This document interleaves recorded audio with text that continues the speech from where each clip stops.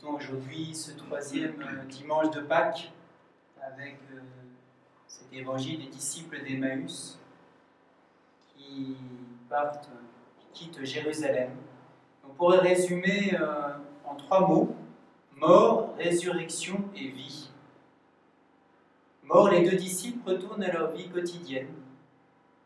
Chargés de déception, de désespoir, ils sont désorientés.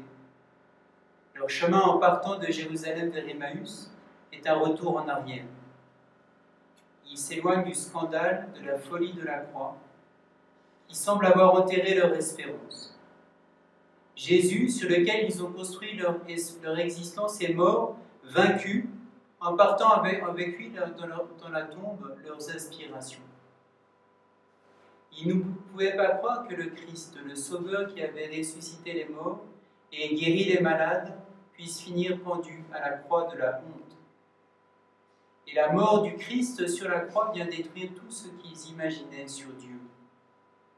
Que de fois, l'homme et chacun de nous pouvons désespérer en refusant de croire que la puissance de Dieu n'est pas la puissance de la force d'un Messie temporel, mais d'un Dieu miséricordieux, qui vient nous montrer sa puissance par l'amour, le pardon et la vie par la mort sur la croix. Et les disciples, dans cet évangile, ont reconnu Jésus en écoutant la parole de Dieu. Leur cœur était brûlant. Et dans la fraction du pain, dans l'Eucharistie. Nous aussi, nous sommes invités à enlever le voile de nos idées, de nos a priori sur Dieu et les autres, dans ce temps de Pâques, à écouter humblement Dieu qui nous parle et ouvrir nos cœurs comme le pain rompu à Emmaüs, pour connaître davantage le visage de Dieu. La résurrection, dans leur désespoir, Jésus prend l'initiative de les rencontrer, de marcher avec eux, pour qu'ils le découvrent, lui qui est le chemin, la vérité et la vie. Jésus transforme leur désespoir en vie. Quand l'homme touche l'échec et son incapacité, quand il reconnaît qu'il n'est pas le meilleur, le centre du monde, alors Dieu peut lui tendre la main pour transformer sa tristesse en joie, sa mort en résurrection, ses ténèbres en lumière, sa marche en un retour vers Jérusalem, c'est-à-dire la ville de la victoire de la croix, de la résurrection. Les 2 disciples, après avoir rencontré le ressuscité, reviennent transformés, pleins de joie, de confiance et d'enthousiasme, et décident de partir la nuit, à 2 heures de marche, oubliant la fatigue. Dépassant leur incrédulité avec la rencontre avec Jésus ressuscité, ils trouvent l'explication de toute l'Écriture, dans toute l'Écriture, le sens de l'échec apparent de la croix. La vie. La rencontre avec Jésus ressuscité a transformé la vie de ces 2 disciples, Cléophas et l'autre disciple, qui peut représenter chacun d'entre nous.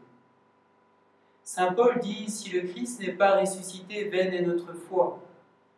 Le Christ disparaît de leurs yeux quand ils le reconnaissent, pour nous enseigner que nous devons croire au-delà des apparences. Heureux ceux qui croient sans avoir vu.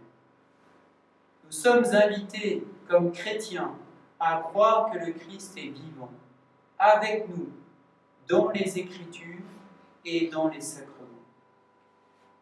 L'expérience des disciples d'Emmaüs nous enseigne à l'humilité, à la fois la crainte de Dieu et de sa présence. Reste avec nous, Seigneur, le soir approche.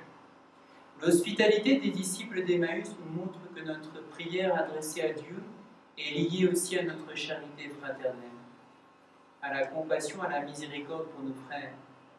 La vraie foi doit animer nos cœurs pour les porter à aimer tout le monde, gratuitement, sans distinction et sans préférence, à voir dans nos frères et sœurs quelqu'un à aimer, à servir dans la culture de la rencontre, du dialogue, du respect et de la fraternité. Les disciples étant partis, tournant le dos à la ville de l'échec, abandonnant les frères à leur solitude, mais ayant rencontré Jésus le vivant, ils reviennent vers cette communauté, à la fraternité. Ils veulent se faire solidaires de ceux qui croient en lui. Demandons cette grâce aujourd'hui, en étant ce disciple d'Emmaüs, de dépasser nos morts, de dépasser nos déceptions, pour ressusciter, pour avoir la vie avec le Christ ressuscité. Amen.